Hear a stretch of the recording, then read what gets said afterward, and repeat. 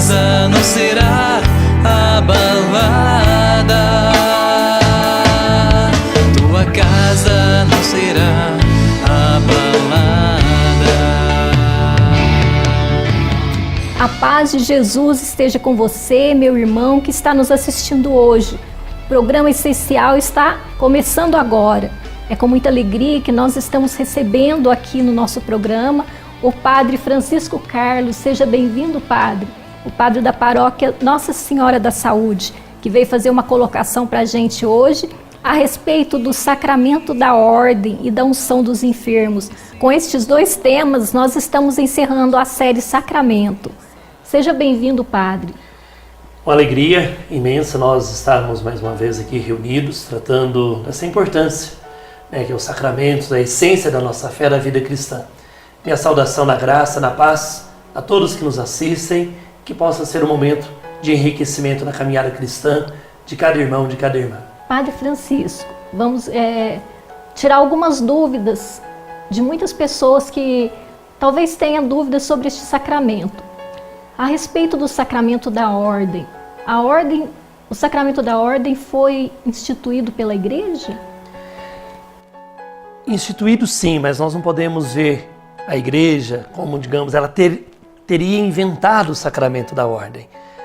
Não é bem por aí, porque o serviço do culto, o serviço que é reservado aos sacerdotes, sempre existiu esse serviço ao longo da história da Igreja, ou da humanidade, melhor dizendo. Podemos até observar o próprio Antigo Testamento, das tribos de Israel, as 12 tribos, tinha uma tribo específica, a tribo de Levi, que era reservada para o culto. As religiões mais antigas, podemos pegar o judaísmo de tradição oriental, todas as religiões ela têm esse serviço cultual. Olhando um pouco também as religiões afros, de raízes africanas, tem lá também a importância e o valor do sacerdote, do homem que presta e exerce o culto naquela religião específica. Então dizer que a Igreja Católica ela inventou o sacramento da ordem para o culto, não, isso não procede. E quando foi instituído este sacramento da ordem? Aí você toca, Zélia, num assunto e numa pergunta até muito interessante. A instituição se deu justamente na última ceia. Podemos também falar um pouco da instituição do sacramento da ordem na Quinta-feira Santa, com o lava-pés. Ali nós temos então a instituição do sacramento da ordem, o sacerdócio ministerial, e também na última ceia, como estava dizendo, quando Jesus toma o pão, o consagra, toma o cálice com vinho, consagra, isso é meu corpo, isso é meu sangue, fazer isso em memória de mim. Então ali Jesus dá uma ordem explícita, clara, que a igreja ali reunida, a primeira vez, podemos dizer assim, que a igreja ela está configurada na pessoa dos 12, o primeiro núcleo eclesial.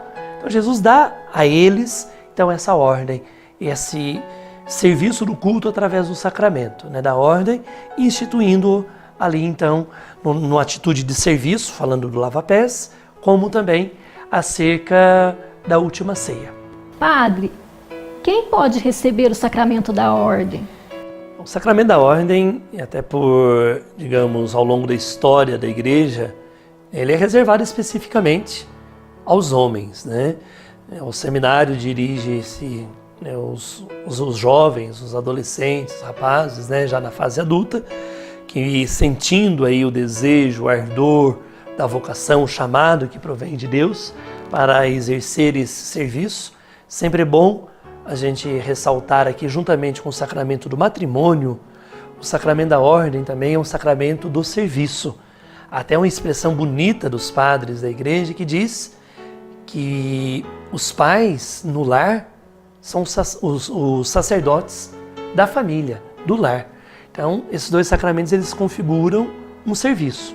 Então, o homem que chamado por Deus é a origem da vocação para esse sacramento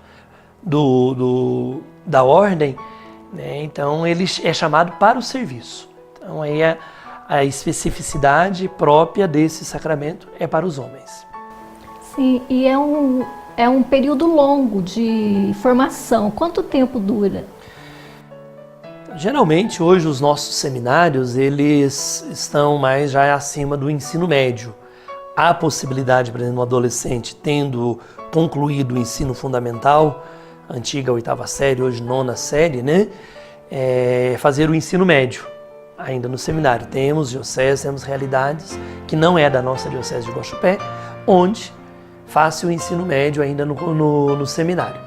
A grande maioria é com o ensino médio concluído, aí faz todo um acompanhamento vocacional, depende o período, 1 ano, 2 anos, às vezes 1 ano é muito pouco para fazer um acompanhamento vocacional. Aí o jovem, então, ele é admitido, ele é aceito, ele é acolhido no seminário, né? Então, com 1 ano de propedêutico, que é uma iniciação à vida comunitária, à vida seminarística, depois 3 anos de filosofia, faculdade, curso superior, e depois mais 4 anos de teologia, que se dá também uma faculdade, né, de curso superior, hoje até mesmo reconhecida pelo MEC, né? Então, aí perfaz 8 anos. E a nossa diocese de Guaxupé, nos últimos 7 anos, ela optou também, concluindo o curso de teologia, mais 1 ano de estágio. Então, o seminarista concluiu toda a formação da filosofia, teologia, está apto para a ordenação? Sim. Porém, ainda ele fica mais 1 ano de estágio para ver a parte, né, de funcionamento, a parte administrativa, a parte pastoral na vida da paróquia. Então, são praticamente 9 anos após a conclusão do ensino médio. E quem pode ministrar esse sacramento? Interessante essa sua pergunta, Zélia. Ela abre-nos uma brecha para falar também dos 3 graus do sacramento da ordem. Nós estamos mais específicos aí tratando, às vezes, do padre. Mas antes de ser padre, concluindo aquele 9º ano, o candidato aprovado pela igreja, ele é ordenado diácono. Depois de 6 meses ele pode ser ordenado padre, e certamente nada o desaprovando, ele é assim ordenado.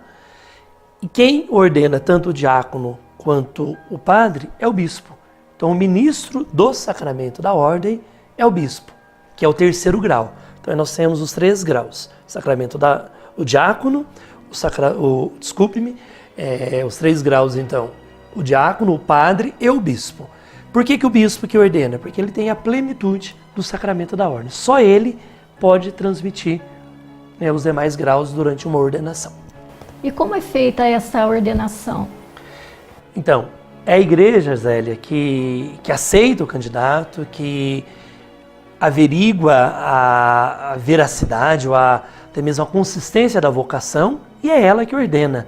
Então, a ordenação tanto do bispo, do padre e do diácono se dá numa comunidade, a igreja reunida, dentro de uma celebração eucarística, tem os ritos próprios, né, a liturgia da palavra, após o evangelho, candidato ao grau daquela ordenação do sacramento da ordem, ou o diácono, ou o padre ou o bispo, ele é apresentado, ele é interrogado, o bispo faz uma exortação, que seria uma homilia, né, voltada para o sentido daquela celebração, e após então a homilia, o bispo ele usa-se de 2 momentos, 2 ritos muito, muito importantes. Primeiramente, a imposição das mãos sobre o candidato a ser ordenado, onde também, se é para padre, todos os padres impõem as mãos, se para bispo, todos os bispos presentes impõem as mãos também, e em seguida tem-se então a oração consecratória de consagração. Então, a ordenação sacerdotal ela é uma consagração. Aquele que é ordenado, ele é separado para o serviço do culto, e assim ele se torna então o diácono, o padre ou o bispo. Temos ainda muitas perguntas a fazer, tirar muitas dúvidas, mas nós vamos para um breve intervalo.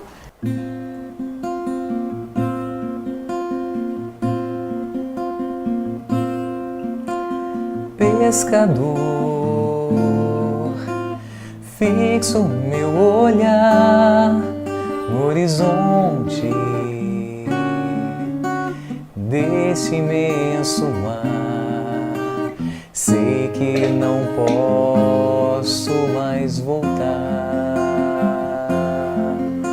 Sigo assim, certo da missão que tenho que cumprir. continuar os passos do meu Senhor. Eu vou jogar minhas redes onde o Senhor me mandar, certo de que vou enchê-las de almas pro reino de Deus.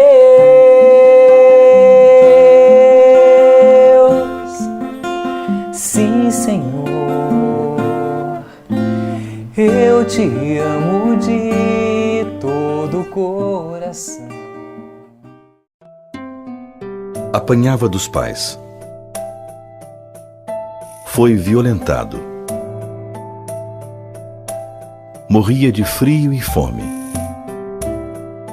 Teve a infância roubada. Quer se livrar dessa vida.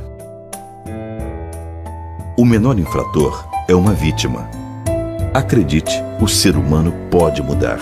Diga não à redução da idade penal. Tua casa não será abalada. Estamos de volta com o programa Essencial. Hoje, tirando as dúvidas sobre o sacramento da ordem. E Padre Francisco, no Evangelho, a gente lê que Jesus curou a sogra de Pedro, vendo assim que Pedro foi casado. E por que a igreja não ordena padres casados? Essa sempre é uma pergunta que vem quando se trata do sacramento da ordem, até mesmo em conversas tão círculos de amigos, né? Quando tem um padre, o assunto é a questão de fé, sempre é abordada essa questão. Por que então o padre é celibatário, quando ele não constitui família, fica solteiro, vive a sua vida a serviço da comunidade? Sempre gosto, Zélia, de dizer uma questão sobre isso. O padre não casa não porque ele não ama, porque se ele não amasse nem para padre, ele teria vocação, tá certo?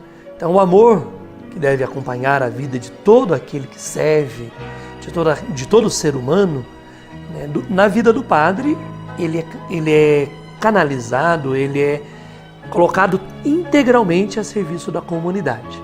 Há aqueles que dizem, o padre não casa por causa dos bens materiais da igreja, que aí é onde vai ficar a herança. Isso tudo é empobrecimento de uma reflexão muito séria, onde a igreja pede daquele que ela averigua a veracidade da vocação, ela espera dele uma maior disponibilidade, uma total dedicação a serviço do reino. Imaginemos você com a sua família, seu esposo, sua filha, né? Ou no caso, seu esposo, né? Vamos fazer a reflexão de forma correta. Seu esposo, se ele tivesse o serviço da comunidade, na responsabilidade que tem o padre. Tem a família também para cuidar. Então seu tempo ficaria dividido. E se vier um dia a igreja repensar essa questão do casamento para o padre, toda a vida dele, da sua subsistência, do seu trabalho, da sua dedicação à comunidade e à família, teria que ser repensado. Então a igreja, ao pedir ao padre que faça o seu celibato, ele está pedindo que ele canalize todo o seu amor para o serviço integral à comunidade, ao povo de Deus a ele confiado. Muito bem, padre. E por que a igreja não aceita a ordenação de mulheres? É outro assunto que sempre ele vem não diria polêmica, mas ele vem sempre questionado. E para isso, eu gostaria de fazer uso aqui de uma reflexão que o Papa Francisco, na sua exortação apostólica Evangelho Gaudium, ele aborda as reivindicações dos legítimos direitos das mulheres a partir da firme convicção de que homens e mulheres têm a mesma dignidade. Colocam para a igreja questões profundas. Então a igreja, ela não foge dessa questão. O que chamou minha atenção no parágrafo 104 é quando ele diz o seguinte: não se deve esquecer que quando falamos de potestade sacerdotal, estamos na esfera da função e não na da dignidade e da santidade. O sacerdócio ministerial é um dos meios que Jesus utiliza a serviço do seu povo. E na igreja, as funções não dão justificação à superioridade de uns sobre os outros. Principalmente essa frase aqui. As funções não dão justificação à superioridade de uns sobre os outros. O que o Papa Francisco está nos dizendo? Que o sacramento da ordem reservado aos homens, isso não torna o homem superior à mulher. E mais adiante, no mesmo parágrafo, ele vai dizer, dentre os 12, teve uma mulher, Maria. E ele mesmo fala no 104, Maria é mais importante que um padre, do que o bispo e até mesmo do que o Papa. Então, a dignidade está para o serviço. E a mulher, ela tem o seu espaço de serviço na igreja. Né? Pensa-se ordenar mulheres em função de ter maior vocação. Não é por aí. Então, acho que a igreja ela tem uma reflexão muito séria. Não dá para a gente abordar todos os pontos aqui. Mas fiquemos nessa questão da dignidade. O serviço do padre o torna servidor e não o torna superior às mulheres. Uma última pergunta sobre esse tema, padre. Por que Jesus instituiu este sacramento? Para que o seu amor perpetuasse entre nós. Que tantos santos vão dizer, né, diante de um anjo, de um sacerdote, acolheria e ajoelharia diante do sacerdote, porque só ele é capaz, pela graça de Deus, fazer com que Cristo seja a presença viva e real na Santíssima Eucaristia. Então, por que Jesus instituiu o sacramento da ordem? Para que o seu testamento de amor, de vida, de entrega, nas espécies do pão e do vinho, se perpetuasse. Não só isso também, aí nós até ampliamos, porque também o testamento de Jesus, do Evangelho, que o padre também, ao anunciar a palavra, ao pregar o Evangelho de Jesus Cristo, ele também está perpetuando a presença de Jesus. Olhemos profundamente nessa verdade. Jesus institui o sacramento da ordem para que o seu amor torne-se perpétuo para todos nós. Muito obrigado, padre, pela sua participação. Tenho certeza que o senhor esclareceu a dúvida de muitos irmãos. E não saia daí você, porque no próximo bloco nós teremos a participação ainda do padre Francisco falando sobre o sacramento da unção dos enfermos. Tu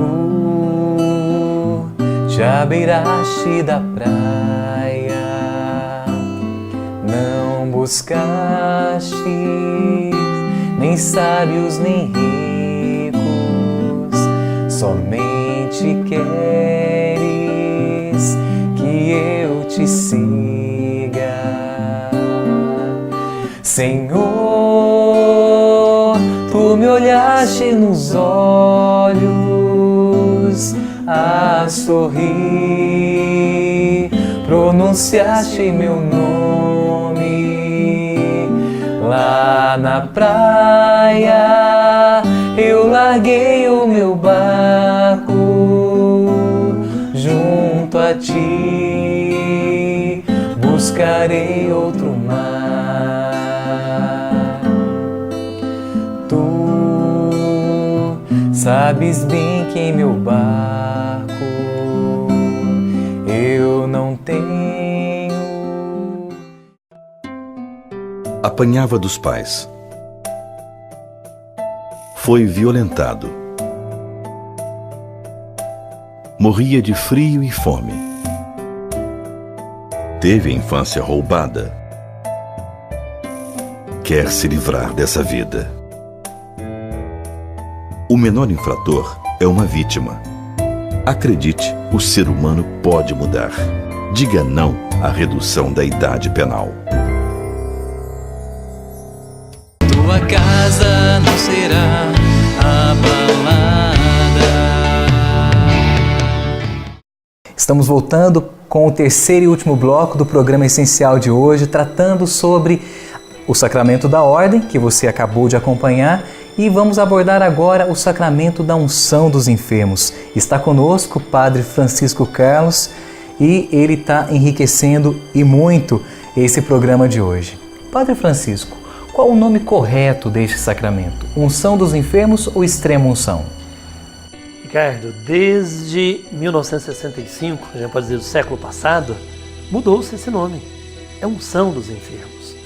Com a reforma do Concílio Vaticano II, o primeiro documento foi justamente sobre a liturgia e aí toda a esfera sacramental e celebrativa da igreja, né?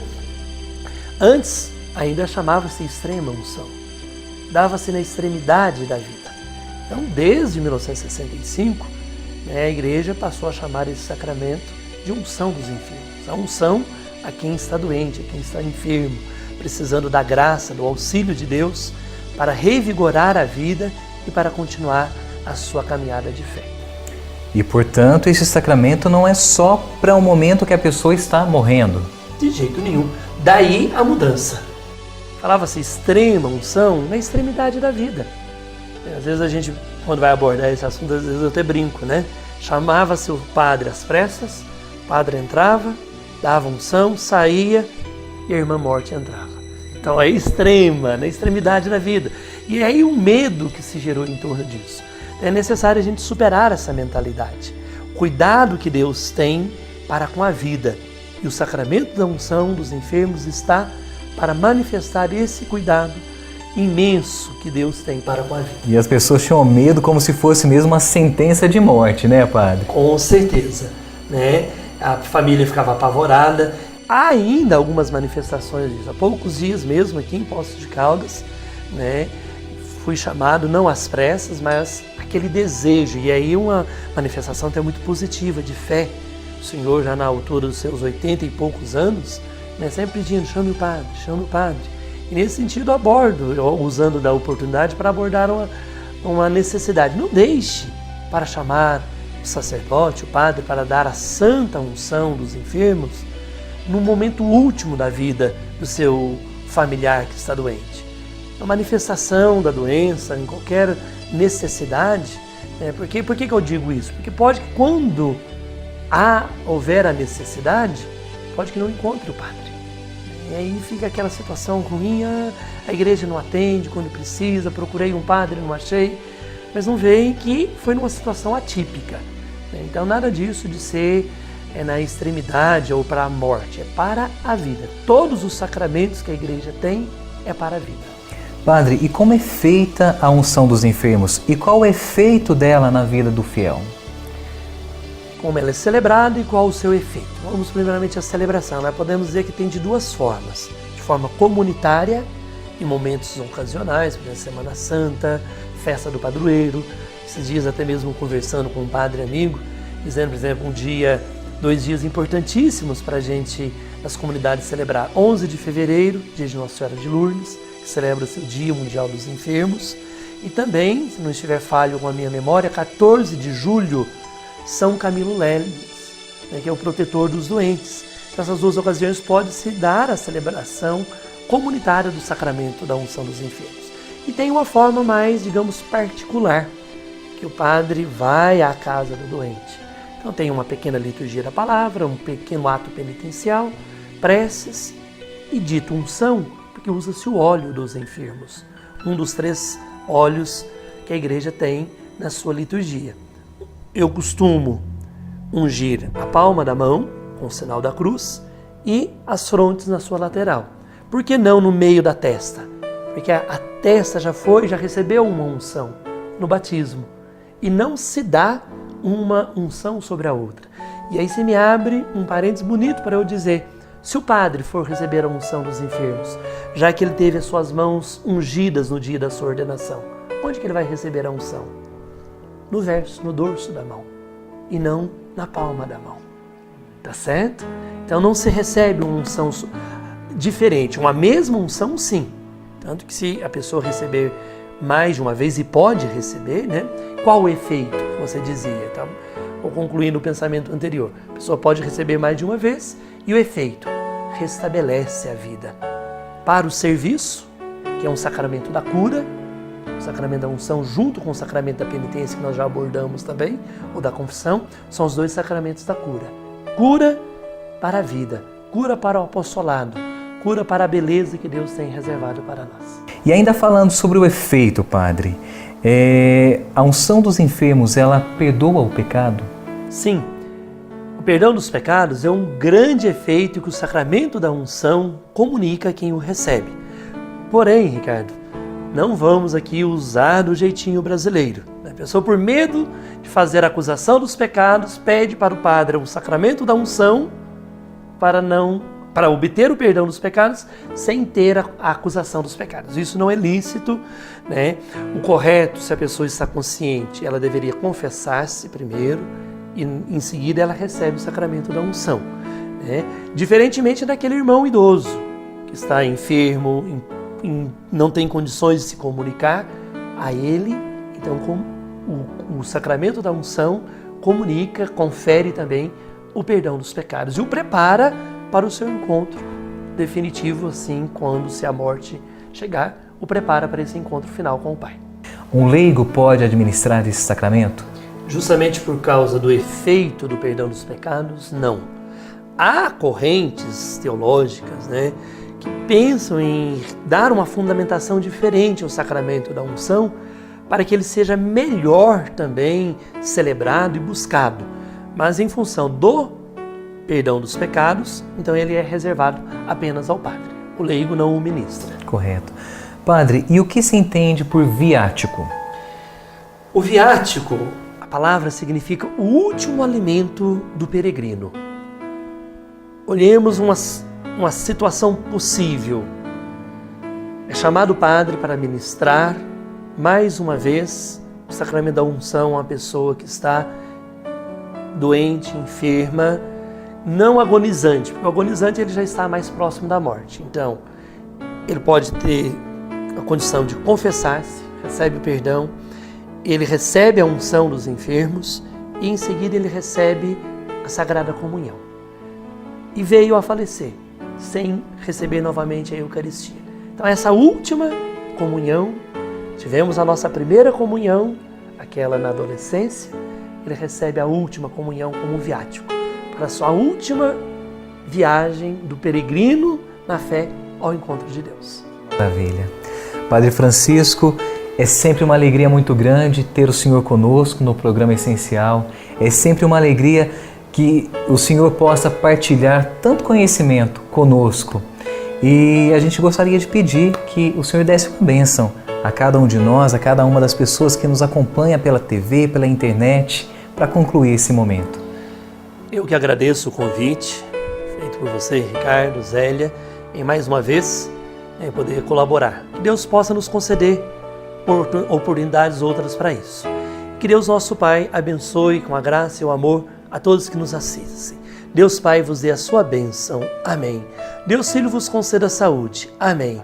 O Espírito Santo vos ilumine e santifique os vossos lares. Em nome do Pai, do Filho, do Espírito Santo. Amém.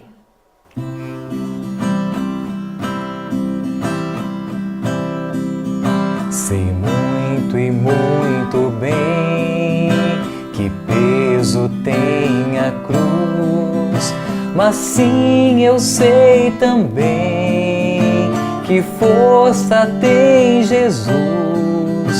Conheço a humana dor, sofrer eu já sofri, mas graças ao bom Deus eu nunca desisti, eu nunca desisti de crer e de esperar.